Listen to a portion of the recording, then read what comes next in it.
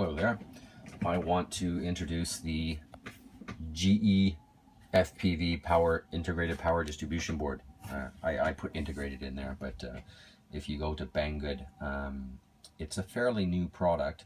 Um, there's been no reviews on it at all, but I thought it looked pretty sharp and it was a good idea, so I ordered it, and here it is.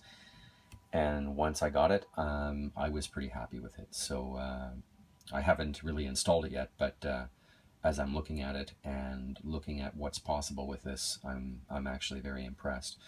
Let's see, we have a power distribution board here, right here, and if you want to pause the video, you can sort of look at all the traces and where they go. What we have here is the ESC power and ground on each corner, so that's pretty normal for a power distribution board. There's a lot of power distribution boards which have a plus on one side and a minus on the other, and I'm not really into those. It's better than not having a power distribution board and soldering everything together manually, but this is kind of taking it one step further. And I really like the power distribution boards with the plus minus on each corner. It just makes it that much cleaner. And this one has even taken it to the next level. I haven't really seen a whole lot of power distribution boards out there like this, except for some in-house power distribution boards that some of the companies out there that are making. And this one is a little bit more generic, but it is only designed for a Naze 32 flight controller. So anyways, let me explain a little bit what this is all about. So like I mentioned, you have the power and the ground on each corner for each ESC. But if you look here, we have 1, 2, 3, and in the middle there 4. These are actually for the signals for the ESCs. So all you would have to do is instead of putting pins on your flight controller and having all the cables kind of snake around and get in there, you can actually just solder your signal wires to here. Now if you follow the grounds to all of these, I'm holding the camera so I can't really do it, but I mean you can see that they're going to be lining up to these pins on the side. And what that is going to allow you to do is mount the signal wires. You're not going to have different lengths of signal wires, and it's just going to make it a whole lot cleaner. So you mount those signal wires to here. Then you come over here and you see these pinholes here. So what actually comes with this particular power distribution board, you have a step down that goes in here, which is 5 volt. And then you have these pins. We have some header pins. These are female header pins.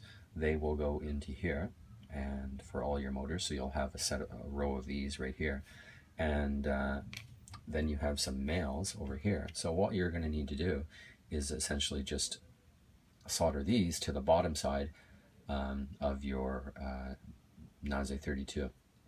And when it's all pinned up, all you're going to have to do is essentially just plug in your flight controller.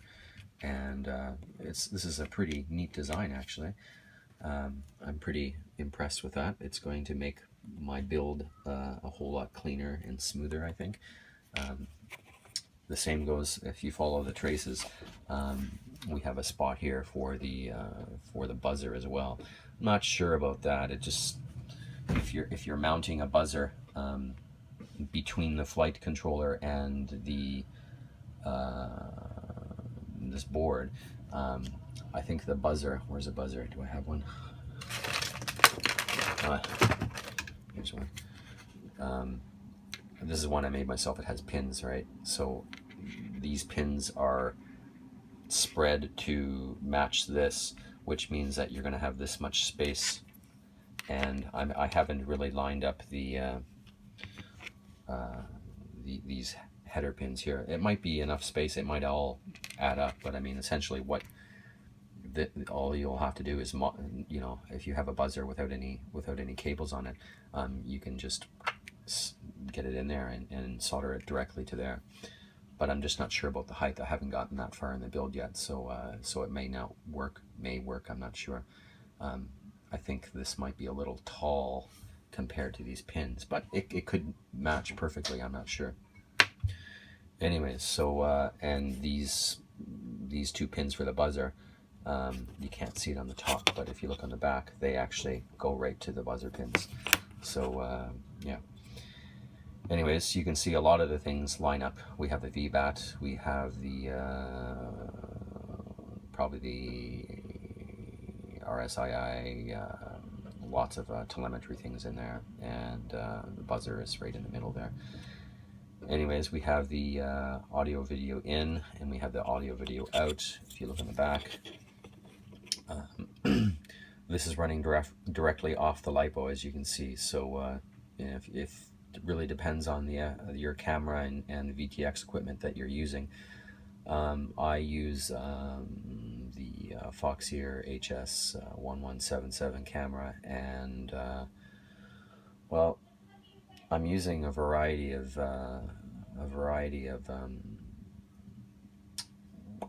VTXs, so I haven't decided which one I'm going to go for this build, but it is rated to go up to accept 4S power. So so again, you're just going to be soldering directly in, and it should all work perfectly. So when the flight controller is on top here, and all the pins that you're going to be making use of are in place, it's going to look very, very clean. It's going to be maybe a little bit high, but I mean, you're not running pins off the top, so you're actually, I think this is a great idea. I just wanted to show you guys what this power distribution board is all about. I really like it, and I'm excited to use it. So little introduction there. Hello, little fella. Anyways, thank you.